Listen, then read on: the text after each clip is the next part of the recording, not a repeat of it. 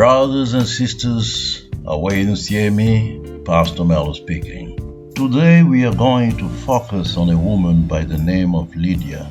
Her inspiring story can be found in the 16th chapter of Acts. The reason why I've chosen this theme is to make an appeal. I need a Lydia, and if possible, according to the Most High's will, not only one, but many Lydias. I need a Joseph of Arimathea.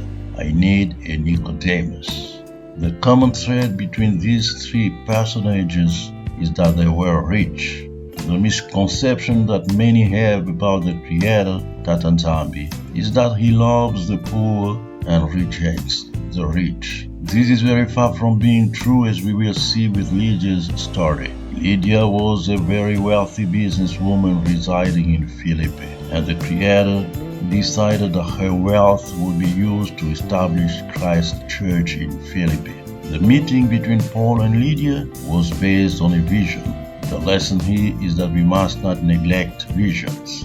As Job proclaims, chapter 33, verses 14 to 15, the Most High does speak, now one way, now another, though no one perceives it. In a dream, in a vision of the night, when deep sleep falls on people as they slumber in their beds. Deus escreve recta nas linhas tortas, says a Portuguese proverb. This means that the writing of the Most High is never twisted, even if he writes on irregular lines. This is illustrated by the following incident.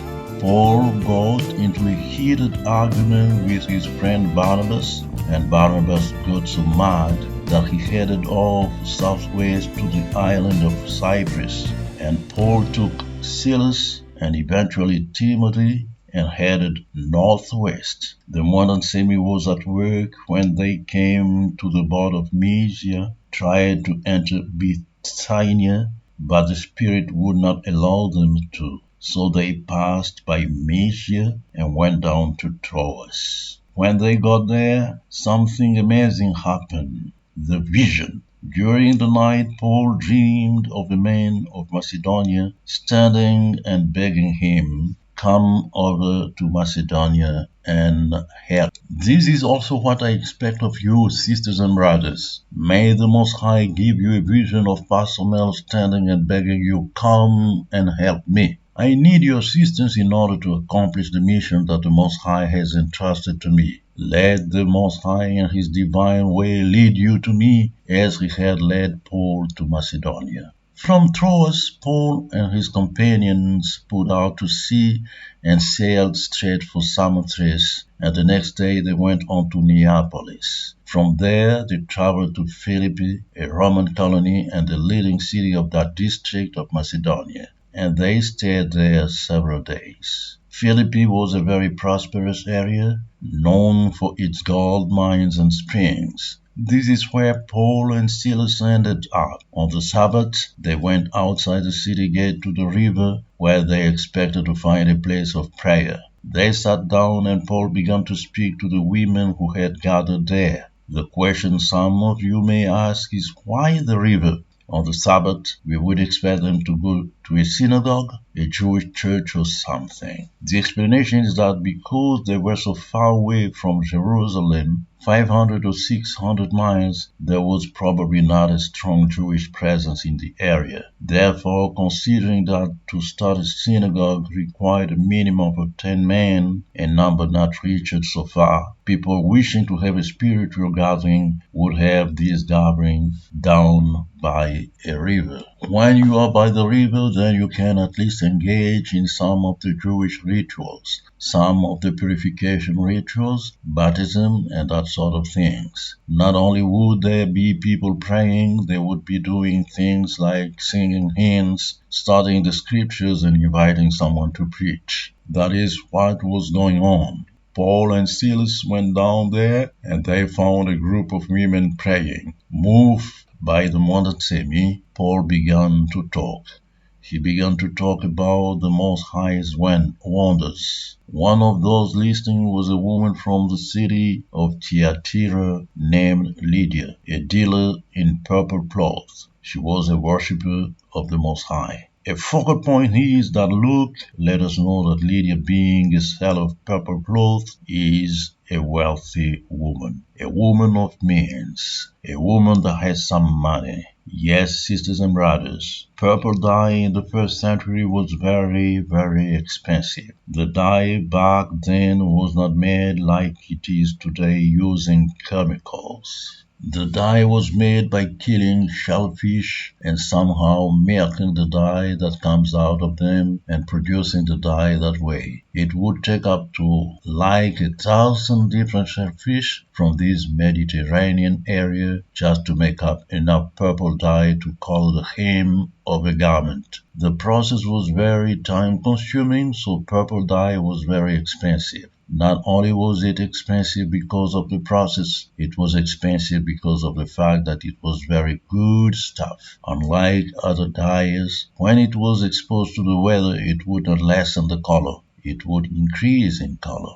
This purple dye basically became part of the clothing of royalty. Only wealthy people could afford clothes that would use this dye. This explains why Lydia was a wealthy woman. When Luke describes her as a worshipper, this means that she is a convert to Judaism. She is not a born Israelite, but she has made a conversion to Judaism. She is really a devout woman who obviously was prepared to be Tatanzambi's instrument for the establishment of Christianity in Philippi and the surrounding areas. We see Lydia paying very close attention to every word that Paul speaks. Before you know it, something really strange begins to happen. Luke says that the Most High opened her heart to respond to Paul's message. Likewise, I pray that the Most High open your heart, sisters and brothers, to respond to Pastor Melo's current appeal. The final result is that Lydia and the members of her household accept with enthusiasm to be baptized, and she invites Paul and Silas to her home.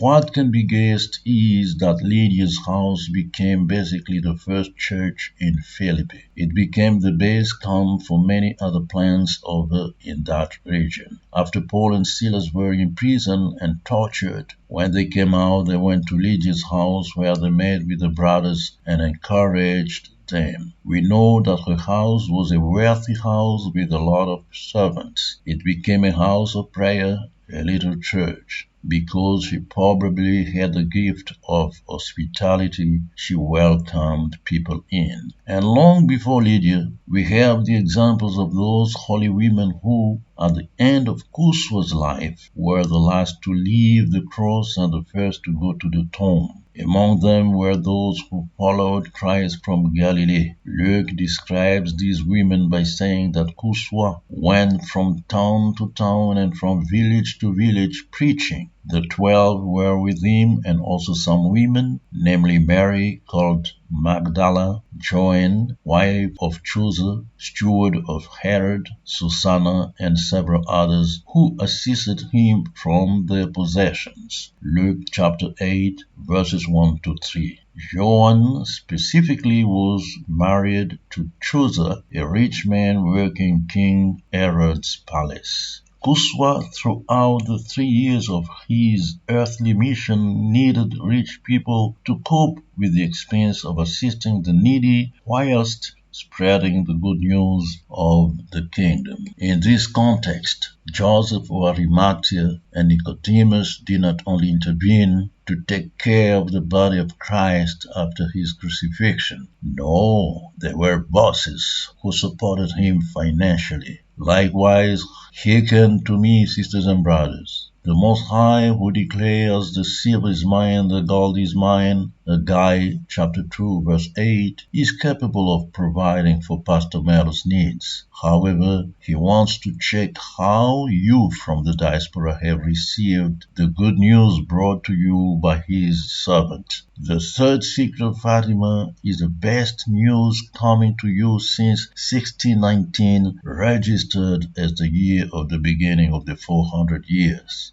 Do not listen to those who slander against Pastor Melo. Pastor Melo has indeed been sent to you to show you the way to your homeland. Today, if you greet each other with the holy words of Siemi, if you know that the genuine name of Israel is solely, if you know that your holy language, the primitive language of humanity, is Kikongo, it is thanks to Pastor Melo. Pastor Melo gives for free his books on his platform bantufamily.net. Pastor Melo feeds you spiritually for free. To Pastor Melo was revealed by the modern semi-Meloitic, the divine writing referred to by Moses in Exodus chapter 32 verse 16. Remember, the tablets were the work of Tatanzambi. The writing was the writing of the Most High engraved on the tablets. Your faith is being tested.